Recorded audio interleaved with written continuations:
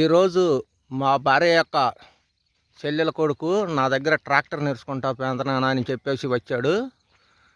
నేనైతే ట్రాక్టర్ నేర్పుతాను. నేర్పే ముందుగా కొన్ని ప్రశ్నలు అడుగుదాము. దానికి అనుకూలంగా సమాధానాలు వస్తే నేర్పిద్దాము, లేకుంటే బస్సు ఎక్కిద్దాము.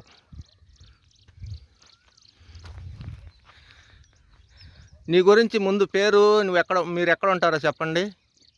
నా పేరు యశ్వంత్ అండి. ముద్దు పేరు నాని అంటారు. నేను గుంటూరు నుంచి వచ్చాను. నాకు పెదనాన్న వరుస అవుతారు రామారావు గారు. నేను ఇప్పుడు ఇక్కడికి ఎందుకు వచ్చానంటే కారు నేర్చుకుందామని వచ్చాను. కానీ ట్రాక్టర్ నేర్చుకోవడం వల్ల మనకి కారే కాదు ఏదైనా నేర్చుకోవడానికి స్కోప్ ఉంటుంది కాబట్టి మనకి ట్రాక్టర్ నేర్చుకోవడానికి వచ్చారు. సో మా పెదనాన్న ఇప్పుడు నేర్పిపోతున్నారు నాకు. ఇప్పుడు ట్రాక్టరు నేరుగా నేర్చుకుంటావా, లేకపోతే అది ఆ స్టీరింగు, గేర్లు, క్లచ్చి, పెడలు చెప్తే అంతవరకు నేర్చుకుంటావా, లేకుంటే ట్రాక్టర్లో భాగాలు అవి ఎలా పనిచేస్తాయి అని వాటి గురించి తెలియజెప్తాను. అవి తెలుసుకున్న తర్వాత నేర్చుకుంటావా? నేను అన్నీ తెలుసుకున్నాక నేర్చుకుంటాను. సరే, అయితే నువ్వు ట్రాక్టర్ నేర్చుకోవడానికి అర్హత సంపాదించావు ఈ యొక్క సమాధానంతో. మరి ట్రాక్టర్ కంటే కూడా ముందు పట్టణాలలో కార్ డ్రైవింగ్ స్కూల్ అని చెప్పేసి ఉంటాయి కదా, అటువైపు వెళ్తే ఇంకా త్వరగా నేర్చుకోవచ్చు కదా. అవును, కానీ ఏంటంటే ఇప్పుడు మనకి డ్రైవింగ్ స్కూల్లో ఏం జరుగుతుందంటే మనకి ఎవరైతే కార్ నేర్చుకోవడానికి వస్తారో అటు పక్క గైడర్ ఎవరు ఉంటారో అతనికి కూడా కార్ కింద క్లచ్లు, బ్రేక్లు, రేజింగ్లు అవన్నీ ఉంటాయి అన్నమాట. సో మనం ఏమన్నా స్టెప్ రాంగ్ చేసే ముందు చెప్పకుండా అతను కూడా వేస్తాడు. సో మనకి అలాంటి ఇబ్బందులు నేర్చుకునేటప్పుడు ఏదేంటంటే కొంచెం మనం సరిగ్గా నేర్చుకోలేము అనమాట. సో అందుకని నేను ఇదైతే సింగిల్ కదా, అందుకని నేర్చుకోవడానికి వచ్చాను. అంటే తృప్తిగా సంతృప్తిగా ఉండదని అర్థం అవుతుంది. ఉండదు. అయితే బైక్ ఏమన్నా తోలటం వచ్చా నీకు? బైక్లో కొన్ని భాగాలు అడుగుతాను, వాటి పేర్లు చెప్పగలిగితే ట్రాక్టర్ నేర్చుకోవడం చాలా తేలిక మార్గంలో కూడా చూపిస్తాను.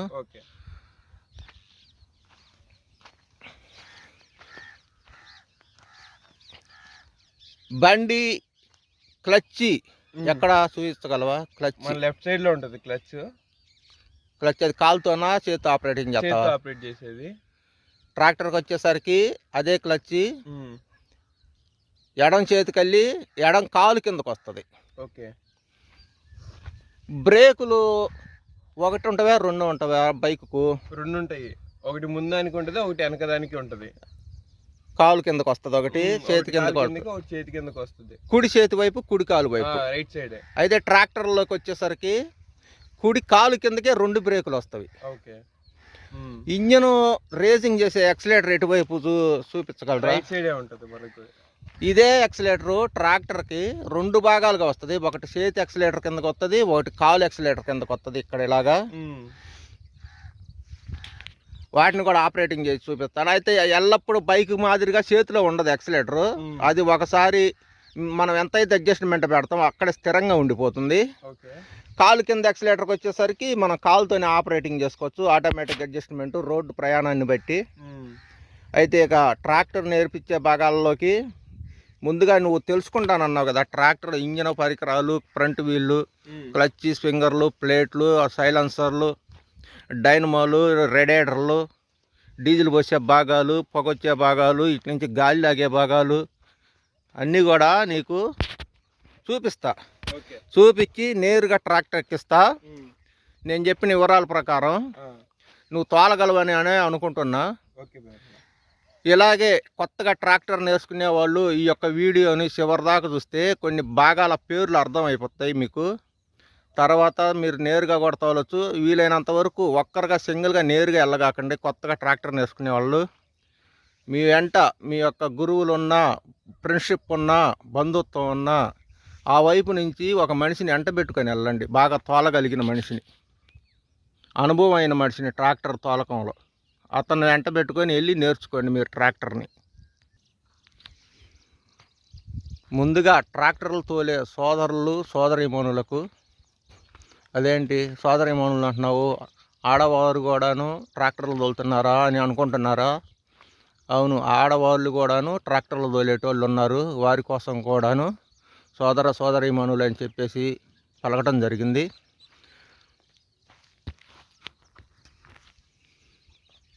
వాహనము యొక్క డ్రైవింగు ఇది మనిషి జీవితంలో సెల్ ఫోన్ల కంటే కూడాను చాలా ముందు కాలంలోనే పరిచయం కాబడింది. ఈ యొక్క వాహనాలు డ్రైవింగ్ అనేటువంటి మానవ జీవితంలో ఒక భాగంగా మారినవి. తప్పనిసరిగా ప్రతి ఒక్క వ్యక్తి డ్రైవింగ్ నేర్చుకోవాల్సిన పరిస్థితి ఈనాటి కాలానికి తప్పనిసరి అయింది. అయితే మీరు లారీ, బస్సు, కారు ఇలాంటి వాహనాలతో పాటు ట్రాక్టర్ని ముందుగా నేర్చుకుంటే ఈ యొక్క వాహనాలన్నీ కూడాను తేలికగా నేర్చుకోవడానికి అవకాశాలు చాలా సింపుల్గా ఉంటవి. మీరు అత్యంత పెద్ద భారీ వాహనాలు, గూడ్స్ వెహికల్స్ అయినా, ప్యాసింజర్ వెహికల్స్ అయినా నేర్చుకునే ముందు సరే ఆ కాలంలో డైరెక్ట్గా నేర్చుకునే ఇబ్బంది లేదు. ట్రాక్టర్ నేర్చుకుంటే అవి చాలా ఈజీగా నేర్చుకోవడానికి ప్రాసెస్ ఉంటుందండి. ట్రాక్టర్ ఓపెన్ ప్లేస్గా ఉంటుంది. సెంటర్ పాయింట్లో మార్జిన్ కనిపిస్తూ ఉంటుంది రెండు వైపులా. తర్వాత మీరు వన్ సైడ్ మార్జిన్ బస్సులు అనంగా, లారీలు అనంగా వాటిని కూడా నేర్చుకోవచ్చు. మానవ జీవితంలో ఇది ఒక అత్యంత అవసరమైనటువంటి ప్రక్రియ డ్రైవింగ్ అనేది. మీ సొంత కొంతమంది కార్లు ఉండి కూడా సొంతంగా తోలుకోలేరు, డ్రైవర్ల మీద ఆధారపడాలి. ఆవేళ వాళ్ళకున్న పరిస్థితులు నేర్చుకోలేకపోవడం కారణం వాళ్ళ కింద బిజినెస్. ముందుగా బ్యాటరీ దగ్గర నుంచి మొదలు పెడదాం. బ్యాటరీ 12 వోల్ట్ తోటి సింగిల్ బ్యాటరీ వస్తుంది ప్రతి ట్రాక్టర్కి. ఈ బ్యాటరీ కొన్ని బళ్ళకి ఎక్కువగా ఈ సైడే ఉంటుంది, కొన్ని బళ్ళకి ఇక్కడ ఫ్రంట్ భాగంలో రేడియేటర్ దగ్గర ఉంటుంది, కొన్ని బళ్ళకు బ్యాక్ సైడ్ కూడా ఉన్నాయి. స్వరాజులకి చాలా కాలం 2018 వరకు బ్యాటరీ వెనక కూడా ఉంటాయి. స్వరాజ బళ్ళకు ఒకప్పుడు బ్యాక్ సైడ్ సీట్ వెనక వచ్చేటివి. 1998 వరకు కూడా వచ్చినవి అలాగా. అయితే ఈ బ్యాటరీ మనకి కరెంటు సప్లై చేసి ట్రాక్టర్ సెల్ఫ్ అవ్వడానికి, ఇది సెల్ఫ్ మోటరు, ఇది చాలా బలంగా ఉంటుంది. దీనికి 2 మెయిన్లు, ఒక హెర్త్ ఉంటుంది. తాళం ఆన్ చేయడంతోనే దీనికి కరెంటు పాస్ అయ్యి ఇంజిన్ చాలా బలంగా తిప్పడం మొదలుపెట్టుద్ది. అప్పుడు స్టార్ట్ అవ్వడం జరుగుద్ది. సరే, ఈ లైట్లు కూడా వేస్తూ ఉంటాము నైట్ పూట, ఇట్లాగ లైట్లు వేస్తూ ఉంటాము. మరి బ్యాటరీ ఛార్జింగ్ డౌన్ అవుతుంది. ఛార్జింగ్ డౌన్ అవ్వకుండా దీనిని డైనమో అంటారు. ఈ డైనమో వచ్చేసి ఈ బెల్ట్ ఆధారంతో ఇంజన్ స్టార్టింగ్ అయిన తర్వాత ఆ లోపల పుల్లి ఆధారం మీద బెల్ట్తో తిరిగి ఇది కరెంట్ ఇవ్వడం మొదలుపెట్టుద్ది. ఛార్జింగ్ అంటే ఇది కరెంట్ షాక్ కొట్టదు. ఈ కరెంటు షాక్ కొట్టదు, కరెంట్ ఇస్తుంది. మన ఇంట్లో ఇన్వర్టర్ మాదిరిగా ఛార్జింగ్ అయిపోవడంతోనే మళ్ళీ ఆటోమేటిక్ ఛార్జింగ్ అవుద్ది కదా.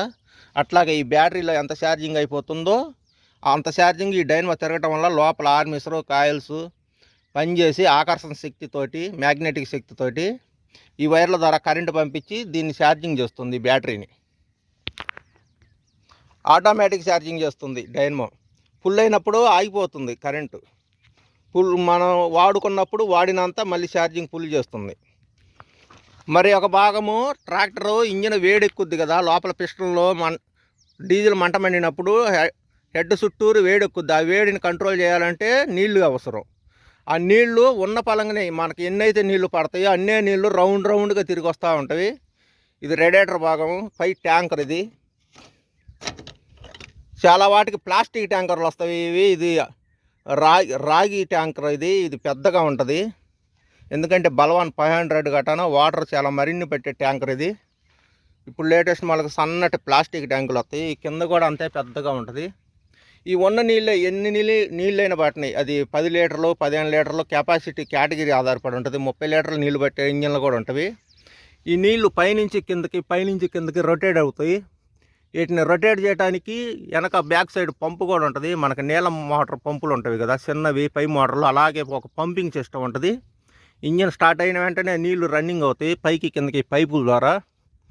ఈడకొచ్చి ఈ రేడియేటర్ భాగంలోకి రాగానే నీళ్లు చల్లబడతాయి. వీటిని పైపుకి మధ్య గ్యాప్ తోటి గాలి దూరిపోయేదానికి అనుకూలంగా ప్లాన్ చేసి పెడతారు ఈ రేడియేటర్ని. ఇవి మనం వంగిపోకుండా చూసుకోవాలి. మనం రోటావేటర్ వేసే దుక్కుల్లో కానీ, గడ్డి కట్టలు కట్టే ఫీల్డ్ల దగ్గర కానీ ఎక్కువగా రేడియేటర్ ఈ కాణాలు చెత్తతోటి, దుమ్ము, మట్టి, ధూళితోటి బూడిపోతవి. అప్పుడప్పుడు గాలి మిషన్ దగ్గరికి వెళ్ళి దీన్ని గాలి కొట్టించి క్లియర్ చేయించుకోవాలి. ఈ హోల్స్, ఈ బెజ్జాలలో గాలి ధరించి అదరికి ఫ్రీగా వెళ్ళాలి. డస్ట్ దూరినప్పుడల్లా గాలి మిషన్ దగ్గరికి వెళ్ళి క్లియర్ చేయించుకోవాలా, గాలి పట్టించుకోవాలి. మరి అటు నుంచి రేడియేటర్ కూలింగ్ చేయడానికి ఇదిగో ఫ్యాన్ ఆకులు రెడ్ కలర్లో కనిపిస్తున్నాయి కదా, ఆ ఫ్యాన్ ఆకులు తిరగటం మొదలు పెడతాయి. ఇంజిన్ స్టార్ట్ అవ్వడంతోనే బెల్ట్ ఆధారంగా, రబ్బర్ బెల్ట్ ఆధారం చేసుకొని ఈ పైపులు ఉన్నవి కదా, ఇదిగో ఇది ఒక రబ్బర్ పైపు, ఇది ఇట్లాగే మళ్ళీ పైన ఒక రబ్బర్ పైపు ఉంటుంది. ఈ పైపులో గుండా ఇంజన్లోకి వెళ్ళి మళ్ళీ హెడ్లో రౌండ్గా తిరిగి కాణాలు గదులుగా ఉంటాయి. మన బిల్డింగ్లో మాదిరిగా గదులుగా ఉంటాయి నీళ్లు హెడ్లో, ఇంజన్లో. అవి తిరిగి మళ్ళీ వచ్చి ఇదే రేడియేటర్లో ముందు భాగంలోకి వస్తాయి. ముందు భాగంలోకి వచ్చినప్పుడు మనకి ఎదురుగా వచ్చే గాలి నీళ్ళను కూలింగ్ చేస్తుంది. ఆ నీళ్ళు అలా తిరగాలంటే ఇదిగో ఇక్కడ మోటార్ ఉంటుంది. నా ఏలు చూపించింది పంపు, వాటర్ పంపు నీళ్ళని రన్నింగ్ రొటేట్ చేస్తుంది. ఒక సైడ్లో ఎప్పుడు పంపింగ్ చేస్తూనే ఉంటుంది. అవి తిరిగి అవే నీళ్ళు వస్తూ ఉంటాయి. ముందు రేడియేటర్ దగ్గర కూలింగ్ అవటం, లోపలికి ఇంజన్లోకి వెళ్ళటం, అలాగా జరుగుతూ ఉంటుంది. ఆ యొక్క కారణం చేత ఇంజన్ వీలైనంత వరకు వేడి ఎక్కకుండా ఉంటుంది. అత్యధికంగా మరీ విపరీతంగా మార్చి నెలల్లో ఎండలకు తోలితే నీళ్లు వేడెక్కి పొంగుతాయి కూడాను, నీళ్లు కారిపోతాయి కూడాను ఆవిరి రూపంలో. మరొక భాగం డీజిల్ ట్యాంకరు, డీజిల్ పోసుకునే భాగం డీజిల్ ట్యాంకరు. ఈ బండికి ఇలాగా ముందు వైపు ఉంది, 241 లాగా ఇంజన్ మీదనే ట్యాంకరు. ఈ యొక్క ట్యాంకర్ కొన్ని వాళ్ళకి ఇక్కడ స్టీరింగ్ దగ్గర ఉంటవి. జాండీర్ బండికి అయితేనేమో బ్యాక్ సైడ్ సీట్ వెనక బ్యాక్ సైడ్ ఉంటవి. ఇంకా ఈ డీజిల్లో నీళ్లు రావటము, నలకలు రావటం జరుగుతాయి. నీళ్ళను కంట్రోల్, డీజిల్లో వచ్చిన నీళ్ళను కంట్రోల్ చేయడానికి ఫిల్టరు, ఆ తర్వాత కూడాను ఇంకా కాస్తంత సన్న నలకలు, కాస్తంత దుమ్ము లాంటి పెద్ద నలకలు, సన్న నలకలు, పెద్ద నలకలు రెండింటిని 2 ఫిల్టర్లు లోపల ఒక తయారీ విధానంతో, పత్తి లాంటి విధానంతో తయారు చేసి ఉంటవి. వీటిని నలకలు వచ్చినప్పుడు ఇంజిన్ ఆయిల్ మార్చే టైంలో ఓపెన్ చేస్తే లోపల ఈ పాతవి తీసేసి మళ్ళీ కొత్తవి పెట్టి బిగించుకోవాలి. డీజిల్లో నలకలను కంట్రోల్ చేస్తాయి 3 భాగాలుగా. మరి డీజిల్లో కలిసిన నీళ్లు వేరు చేయడానికి ఏంటి టెక్నికల్ పని చేస్తుందంటే, మనకి డీజిల్ కానీ, పెట్రోల్ కానీ, కిరోసిన్ కానీ ఈ యొక్క 3 ద్రవ పదార్థాల కన్నా మన నీళ్ళే అత్యధిక బరువు ఉంటవి. అందువల్ల నీళ్లు అడుగు భాగంలోకి వస్తవి. అడుగు భాగంలోకి వచ్చినప్పుడు ఈ నట్టు తీస్తే ఆ కొద్దిగా నీళ్ళు వెళ్ళిపోతవి. ఇక్కడ కనిపించట్లేదు కానీ లోపల రెడ్ రంగులో ఒక రింగు, ఓ రింగ్ ఉంటుంది. ఆ ఓ రింగు ఎంత హైట్ ఉంటే అంతవరకు నీళ్ళు ఉన్నట్టు అర్థం. కొత్త ట్రాక్టర్లకైతే ఆ ఓ రింగ్ కనిపిస్తుంది బయటికి గ్లాసులో గుండా. అదే పెట్రోల్, కిరోసిన్ ఒకే బరువు ఉంటాను, ఆ 2 కలిసిపోతాయి, మనం కనుక్కోలేము. నీళ్లు మాత్రం ఏ ద్రవ పదార్థంలో కలిసినా బరువుగా ఉండటం వల్ల అడుగుకి వెళ్ళిపోతాయి. అవి మనకి నీళ్ళని అర్థం అయిపోతాయి. ఈ ప్రాసెస్ తిరిగిన తర్వాత డీజిల్ పంపు, డీజిల్ పైకి ఇంజన్లోకి హెడ్లోకి ఎక్కడానికి, లోపలికి వెళ్ళిన తర్వాత మంట మండటానికి ఇక్కడి నుంచే ఫోర్స్ చేయడం జరుగుద్ది. ఇది డీజిల్ పంపు. ఇవి 1 సిలిండరు, 2 సిలిండర్లు, 3 సిలిండర్లు, 4 సిలిండర్లుగా వివిధ కేటగిరీల్లో ఇంజన్లు అటు యొక్క ఆస్పర్ని బట్టి ఆధారపడి ఉంటవి. ఈ లోపల జరిగిన ప్రక్రియ ఈ పైపుల ద్వారా డీజిల్ వెళ్ళి ఫోర్స్గా లోపల మంట మండటం జరుగుద్ది. ఆ మంట మండినప్పుడు ఆ వేడెక్కి ఇంజను రన్నింగ్ ముందుకు సాగటానికి ప్రధానమైన కారణం డీజిల్ పంపు. ఒకదానికి మించి ఒకటి అన్ని పనులు చేస్తేనే ఒక ప్రక్రియ, ఒక ఇంజన్ తయారవుతుంది. ఆ మంట మండటానికి ఇటు నుంచి గాలి తీసుకోవాలి. మన మనిషికి ముక్కుల మాదిరిగా గాలి తీసుకునే భాగం ఇది వచ్చేసి డస్ట్ని ఆపుద్ది, పై డస్ట్ని ఆపుద్ది. చూపిస్తా ఇప్పుడు ఎమ్మటే. దుమ్ము, ధూళి ఇలాగా హైట్లు వేసినటువంటి భాగము, బరువైన భాగం ఇందులో ఆగిపోద్ది. బరువు తక్కువ భాగం లోపలికి వెళ్ళిన తర్వాత కూడాను కొన్ని మోడల్కి ఇక్కడ మళ్ళీ స్వాంజీ మాదిరిగా క్లాత్తో తయారు చేసిన ఫిల్టర్ ఒకటి ఉంటుంది. మళ్ళీ కింద ఇలాగ వాటర్, ఇది ఇంజిన్ ఆయిల్ కలిపి ఇంజిన్ ఆయిల్లో పోయబడి ఉంటుంది. ముందుగానే ఈ ఇంజిన్ ఆయిల్కి వెళ్ళి అతుక్కుంటుంది. దుమ్ము, ధూళి, డస్ట్ కణాలు ఈ యొక్క భాగం లోపల అతుక్కొని అదే గాలిని మళ్ళీ రివర్స్ అవుద్ది. రివర్స్ అయ్యి పైకి లేచి ఈ పైపు ద్వారా ఇంజన్లోకి గాలి వెళ్తుంది మంట మండటానికి. ఆ మండిన మంట ఆ పొగొట్టడం ద్వారా బయటకు వచ్చేస్తుంది వేడి గాలి. ఈ ఎయిర్ క్లీనర్లోనే ఈ కింద ఇంజిన్ ఆయిల్ పోయకుండా ఉండే భాగాల రూపంలో 2 ఫిల్టర్ల రూపంలో ఇస్తాడు, క్లాత్ ఫిల్టర్లు. అవి లేటెస్ట్ మోడల్గా. ఇవి ఎప్పటికప్పుడు ఒక వారానికో 5 రోజులకో 10 రోజులకో బయటికి ఓపెన్ చేసి తీసి గాలి మిషన్ దగ్గరికి వెళ్ళి గాలి పట్టించుకుంటే ఆ దుమ్ము ధూళి డస్ట్ కణాలు క్లియర్ అయిపోతాయి. మళ్ళీ ఒక 10 రోజులు పనిచేస్తుంది. అట్లాగా లేటెస్ట్ మోడల్గా. స్టీరింగ్ అంటే ప్రగతి రథచక్రం అని చెప్పేసి కూడా చెప్పుకోవచ్చు.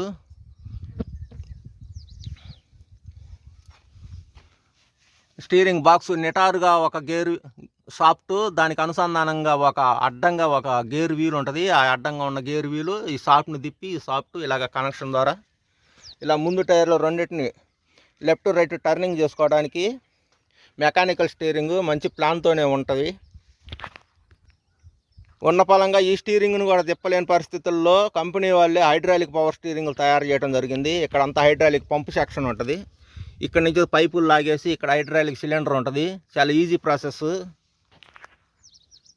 హైడ్రాలిక్ సిలిండర్ పంప్ వచ్చేసరికి హైడ్రాలిక్ మోడల్ వచ్చేసరికి స్టీరింగు రోడ్డు ప్రయాణాలకి గడ్డి కట్టలకి పెద్ద అనుకున్నంత నాణ్యమేం అనిపించలేదు. నేను తోలి చూశాను. గడ్డి కట్టలు కట్టడానికి రోడ్డు ప్రయాణాలకి మెకానికల్ స్టీరింగే బాగుంది. ఒక్క వ్యవసాయంలో మాత్రమే పవర్ స్టీరింగ్ బాగుంది. ఇప్పటికీ కూడాను చాలామంది రైతులు ట్రాక్టర్ని కొత్తది కొనాలంటే మెకానికల్ స్టీరింగ్ ఇలాగ రాడ్లు కనెక్షన్ ఉండేలాగానే ఎంపిక చేసుకుంటున్నారు. ఇక మరొక భాగము క్లచ్చి. సింగిల్ పెడల్గా ఉంటుంది. పెడల్గా ఉండేది క్లచ్చి. ఇట్లాగా 2 పెడల్గా ఉండేవి బ్రేకులు. 2 గానులకి 2 బ్రేకులు. ఎటు మళ్ళాలంటే అటు బ్రేకుని ఓపెన్ చేసి ఈ సెంటర్ పాయింట్లో లింకేజీ ఉంటుంది. ఈ లింకేజీని తీసేసి 2 బ్రేకులు విడివిడిగా వాడుకోవచ్చు, కలిపి కూడా వాడుకోవచ్చు. రోడ్డు ప్రయాణంలో ఇలాగ లింకేజీ వేస్తే సెంటర్ పాయింట్లో 2 కలిసి పడతాయి బ్రేకులు పెడలు.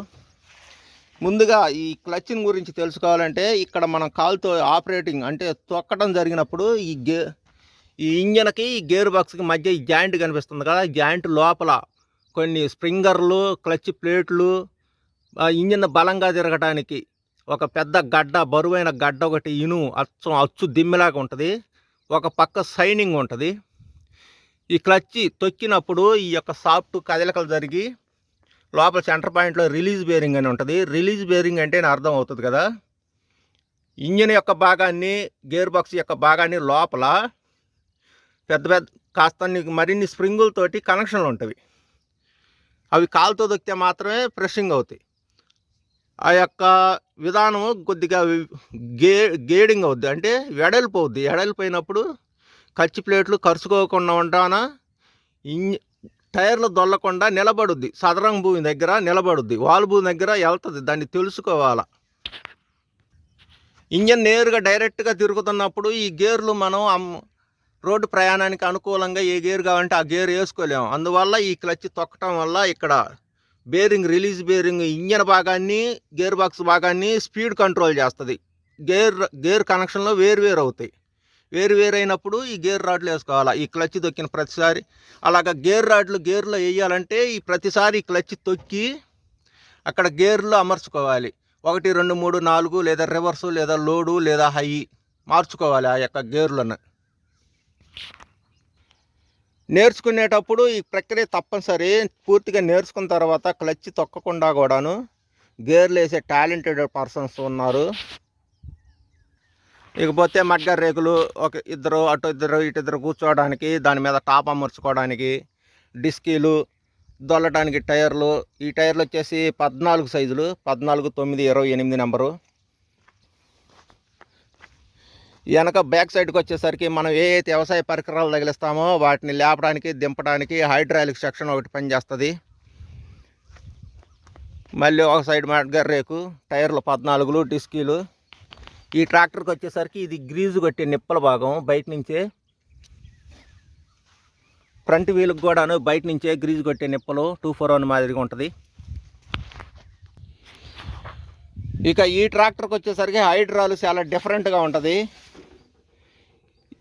ఇది ట్రక్కులు లేపడానికి డౌన్ చేయడానికి. ఇది గొర్రుని ఇంప్లిమెంట్స్ని పైకి లేపడానికి దింపడానికి ఒకటే సింగిల్ లెవర్ పనిచేస్తుంది. హైడ్రాలిక్ పంపు కూడా వచ్చేసి మొత్తం బయటనే ఉంటుంది.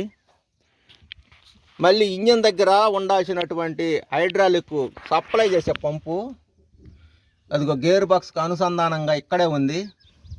అదిగో కనిపించేది హైడ్రాలిక్ బలంగా లేపడానికి ఆయిల్ని సప్లై చేసే పంపు గేర్ బాక్స్కి అనుసంధానం చేయబడి ఉంటుంది.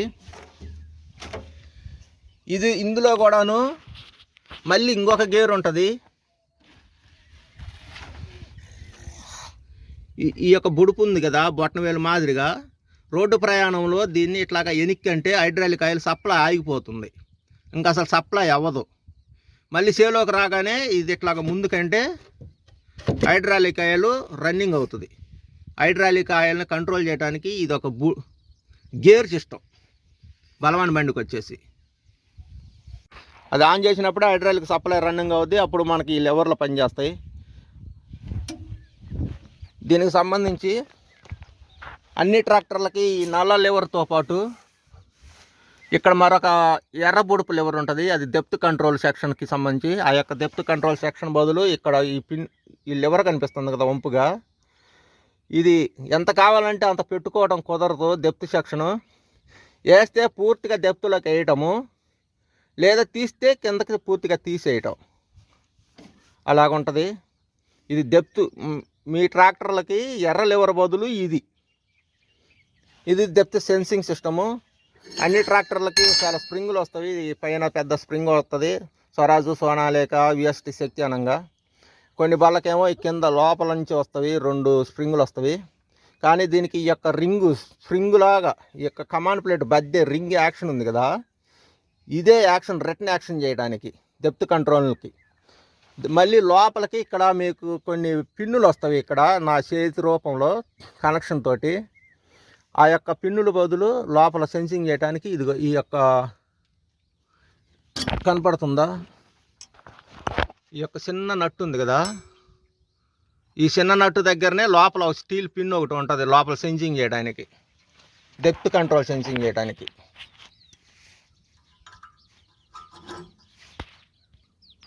ఇది పంపు యొక్క భాగము. మరి ట్రాన్స్పోర్ట్, మనం వాహనాన్ని రోడ్డు మీద ప్రయాణం చేసేటప్పుడు కంట్రోల్ చేయాలి కదా, లాక్ చేసుకోవాలి కదా. ఆ లాక్ విధానాలు చాలా బళ్ళకి ఆ ముందు వైపే ఉంటాయి. ఈ బండికి వచ్చేసి ఇది కంట్రోలర్ లాకు చాలా లోపలికి ఒక ప్లాన్గా ఉంటుంది.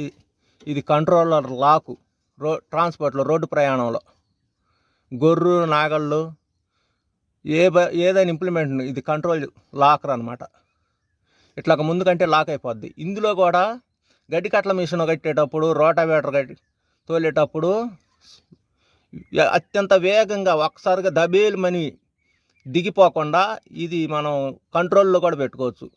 ఎంత దగ్గర కంట్రోల్ పూర్తిగా అంటేనే లాక్ అయిపోద్ది. కొద్దిగా సలు చేస్తే ఇంప్లిమెంట్ స్లోగా డౌన్ అవుద్ది, కిందకు భూమి మీదకి స్లోగా దిగుద్ది, వేగంగా దిగకుండా.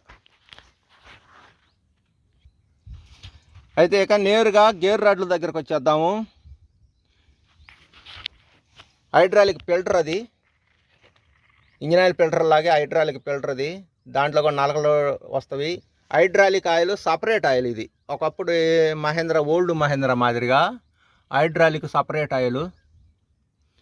ఇప్పుడు వచ్చే వాటన్నిటికీ ఒకటే గేర్ ఆయిల్, హైడ్రాలిక్ ఆయిల్ గాను, పవర్ స్టీరింగ్ ఆయిల్ గాను, వెనక ఇంప్లిమెంట్లు లేపడానికి హైడ్రాలిక్ ఆయిల్ కానీ ఒకటే గేర్ ఆయిల్ని వాడటం జరుగుతుంది ఇప్పుడు లేటెస్ట్ మోడల్.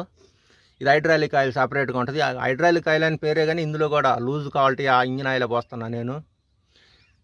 5 లీటర్ల క్యాన్ వచ్చేసి 750 రూపాయలు ఉంటుంది. ఆ ఆయిల్ పోస్తున్నాను. ఇది అంతా కూడా బ్లాక్గా ఉంది కదా, దీనికి ఈ బండ్లు సక్సెస్ అవ్వకపోవడానికి కారణం ఈ ఆయిల్ గక్కిపోతూ ఉంటాయి. అన్ని లీకేజీలు, హైడ్రాలిక్ ఆయిల్ లీకేజీలు అవుతూ ఉంటాయి బలవన్ బళ్ళకి. అందుకే వీటిని ఎక్కువగా లైక్ చేయలేదు. ఇంక నేరుగా గేర్ రాడ్ల దగ్గరకు వద్దాము.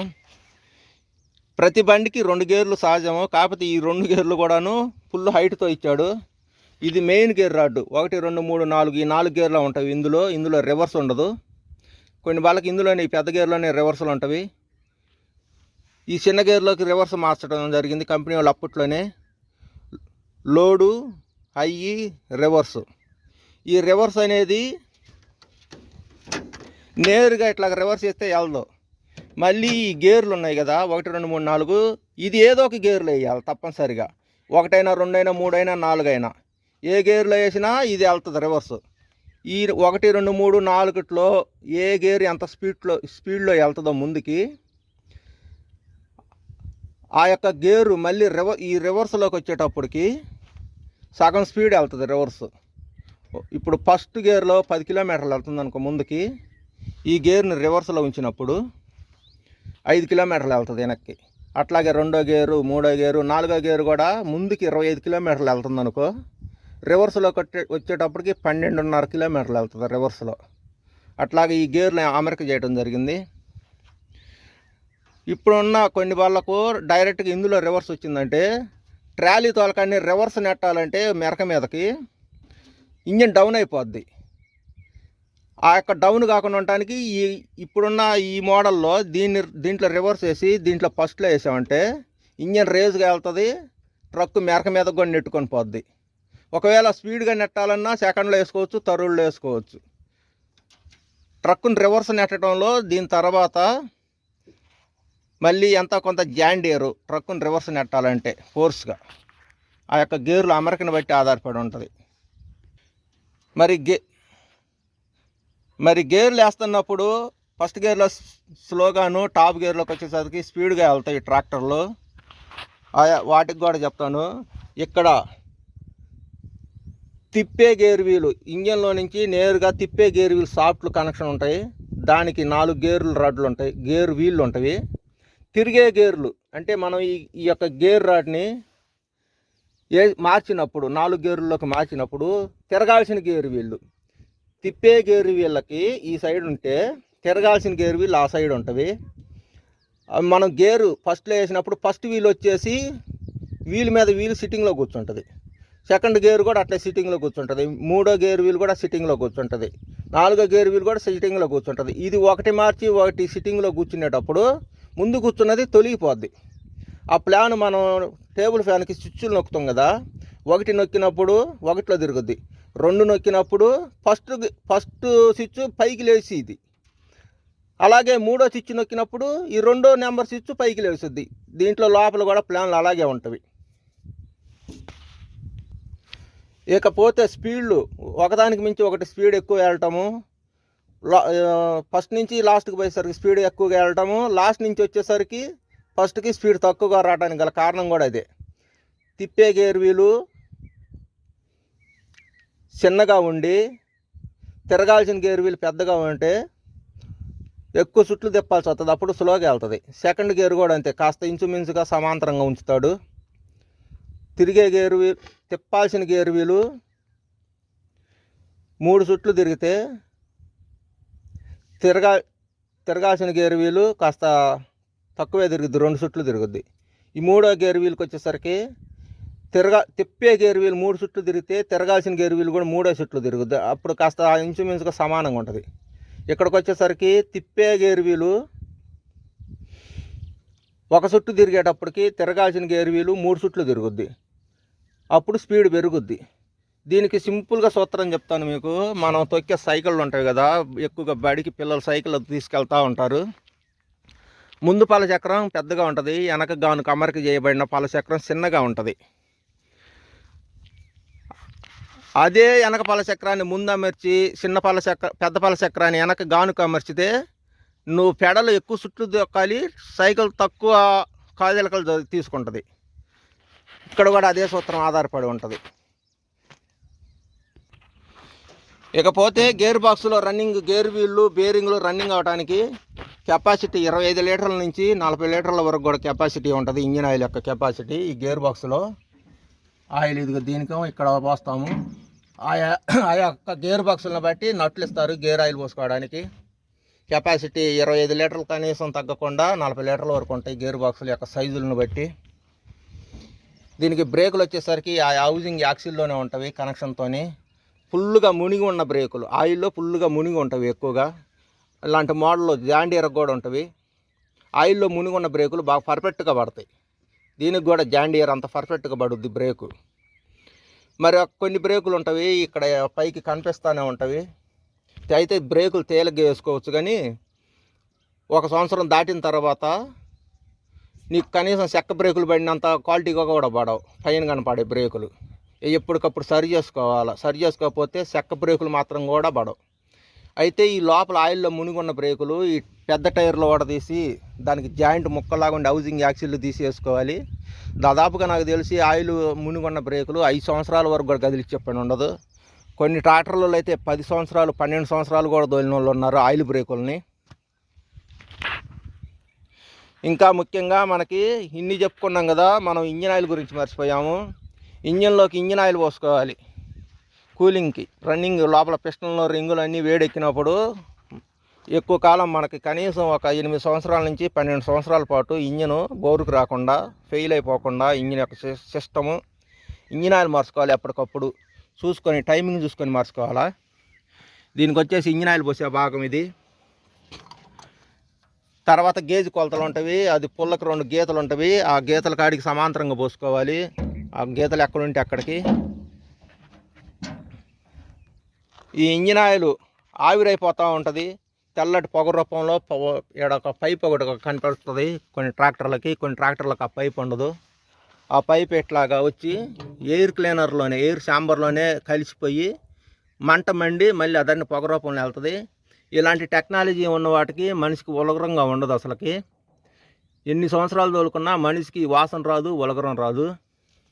ఈ వాసన ఉలగరం ఇంజిన్ ఆయిల్ గాలిలో ఆవిరి అయిపోయినప్పుడు మనకి వాంతి, ఉలగరంగా, అదొక తలనొప్పిగా, బిహేవియర్ మారిపోద్ది, మన ఆలోచన తత్వం మారిపోద్ది. అదొకలాగా మనిషి వీక్ డౌన్గా డల్ అయిపోతాడు ఆ వాసన తగిలితే.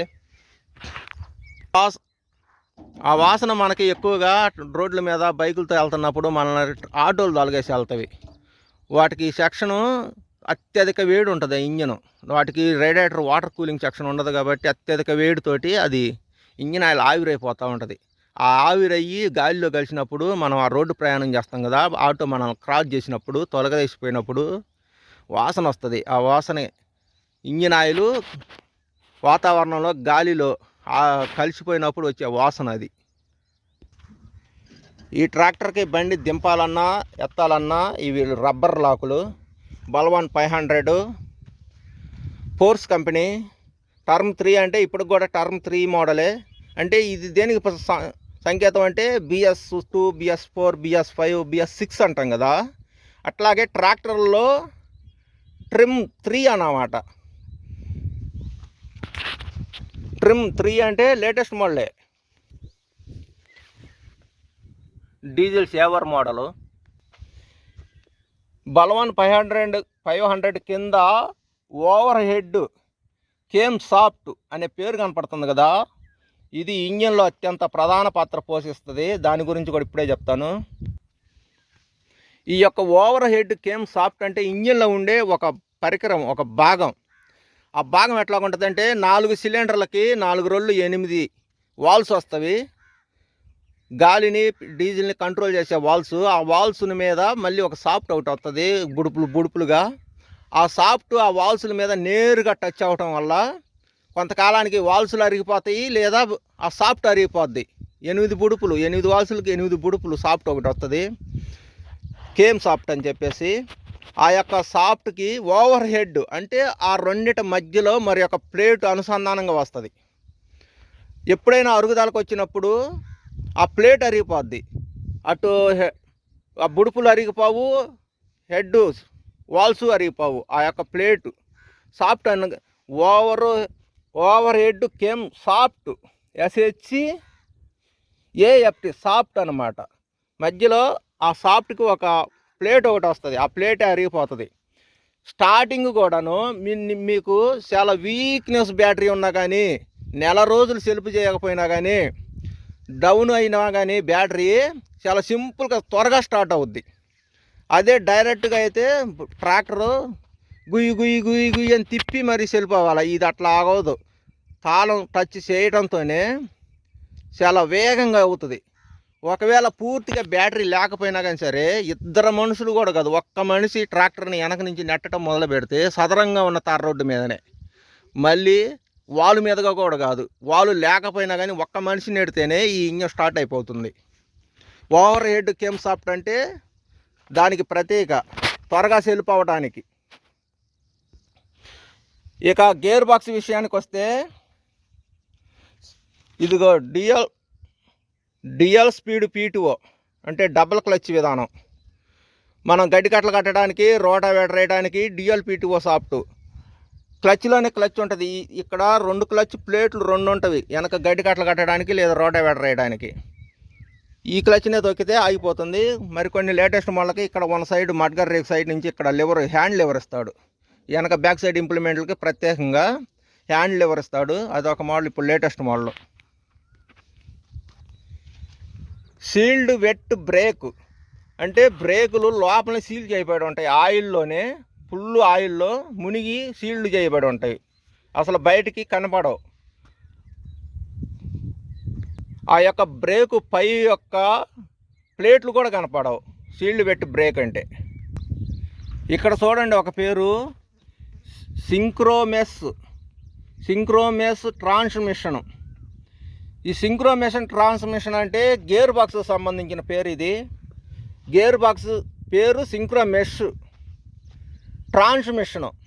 ట్రాన్స్మిషన్ అంటే ఈ యొక్క గేర్ వీళ్ళు రోడ్డు ప్రయాణంలో ట్రాన్స్పోర్ట్కి అనుకూలంగా తయారు చేయబడిన సింక్రోమెస్ సంస్థ నుంచి ట్రాన్స్మిషన్ అంటే రోడ్డు ప్రయాణం. ఈ సింక్రోమెస్ ట్రాన్స్మిషన్ ప్లాన్ ఎలా ఉంటుందంటే, దీంట్లో ఉండే గేర్ వీళ్ళు ఒక మన బుల్లెట్ ఉంటుంది కదా, బుల్లెట్లో ఉన్న గేర్ వీళ్ళు ఏ సైజులో ఉంటాయో అదే సైజులో చిన్నగా ఉంటవి. కారు కంటే కూడాను చాలా వేగంగా వేయవచ్చు గేర్లు, అంత సింపుల్గా ఉంటాయి గేర్లు. రోడ్డు ప్రయాణంలో కారు ఎక్కేసినంత తేలిగ్గా పడిపోతాయి గేర్లు. ఈ గేర్ వీల్కి మధ్య మళ్ళీ ఒక ఇత్తడి చిన్న రన్నింగ్ చేసేది, గేరు త్వరగా ఎక్కడానికి, ఒక వీలు మీద మరొక వీలు త్వరగా ఎక్కడానికి ఉపకరణంగా మళ్ళీ మధ్యలో మరొక గేరు సన్నటిది పిన్నులుగా ఉంటుంది. భారతదేశంలో మొట్టమొదటి సింక్రోమెస్ గేర్ బాక్స్ ఈ యొక్క బలవాన్ ఫోర్స్ కంపెనీ బలవాన్ వాళ్ళే అందించారు. ఇప్పుడు లేటెస్ట్గా వచ్చేసరికి కుబోటా ఇక్కడ సింక్రోనైజ్ అని రాసి ఉంటుంది. ఈ సింక్రోనైజ్ అనేది ఈ ఒరిజినల్ గేర్ బాక్స్లో నుంచి పూర్తిగా ఒరిజినల్గా ఉండదు, కొంత భాగమే తీసుకోవడం జరిగింది సింక్రోమెస్ గేర్ బాక్స్లో నుంచి. సింక్రోమెస్ ట్రాన్స్మిషన్ పేరులో సింక్రోనైజ్డ్గా తీసుకుంటారు.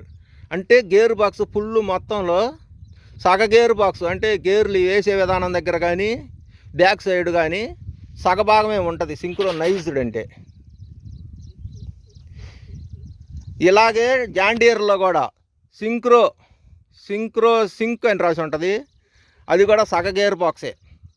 సింక్రోమెస్ గేర్ బాక్స్లో సగభాగమే తీసుకుంటారు, అది కొనుక్కోవడం అన్నమాట.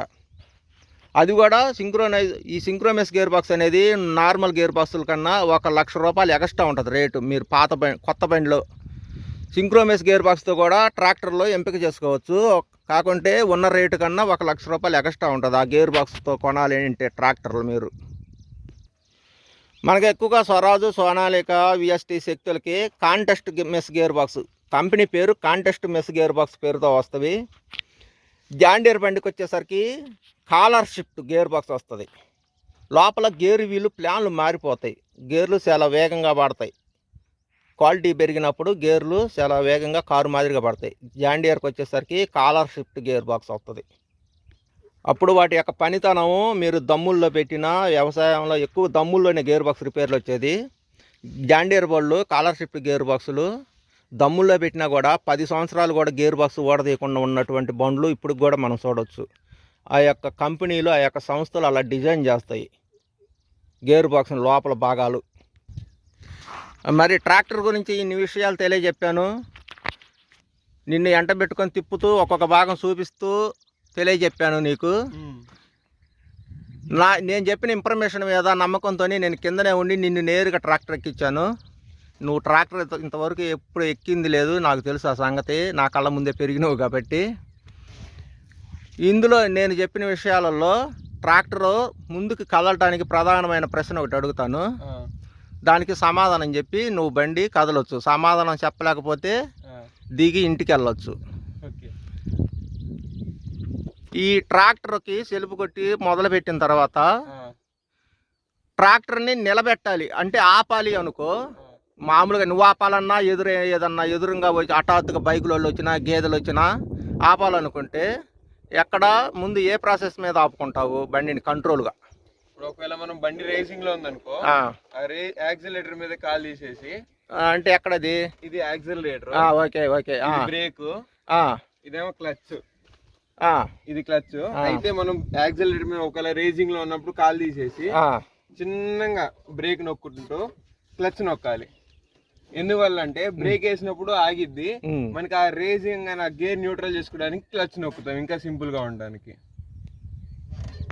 అంటే క్లచ్ కంటే ముందు బ్రేకే దొక్కుతావు? అవును, బ్రేక్ నిదానంగా నొక్కుంటూ క్లచ్ నొక్కుతాం. ఆహా, అంటే బ్రేక్ హఠాత్తుగా వేయవు అట్ట కూడా, టచింగ్ చేసుకుంటా వెళ్తావా? సరే అయితే నేను చెప్పిన వివరాలు అర్థమైనాయి, వంట పెట్టినాయి. ఇక సెలుపు కొట్టి బయలుదేరు. ఈ లోపల ఈ యొక్క భూమి ఉంది కదా, ఈ భూమి మా మామగారు అంటే అబ్బాయికి తాతయ్య గారు అవుతారు, వాళ్ళ అమ్మ పేరు మీద 3 ఎకరాలు 30 సెంట్లు ఇదే చేలో నేర్చుకోవడానికి వచ్చాడు.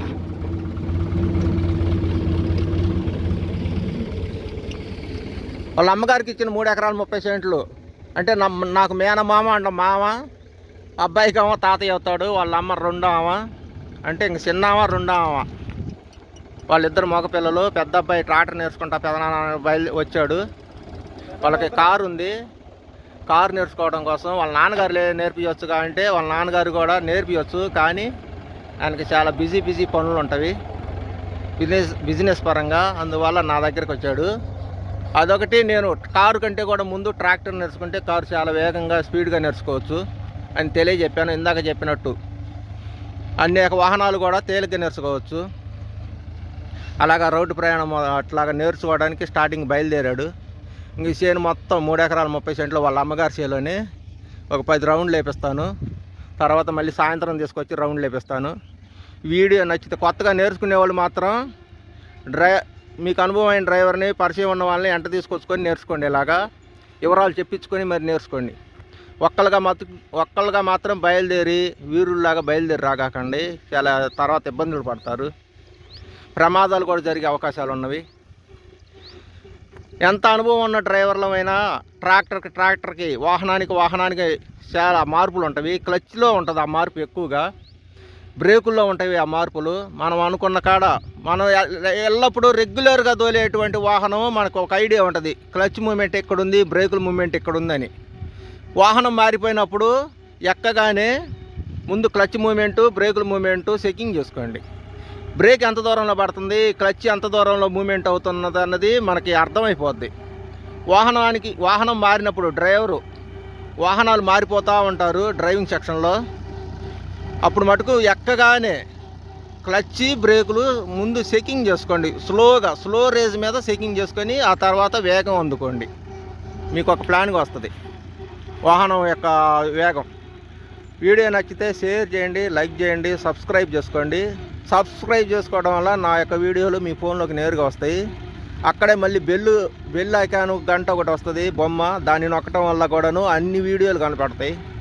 ఇప్పటి వరకు నేను చేసిన వీడియోలు అన్నీ కనిపిస్తాయి మీకు.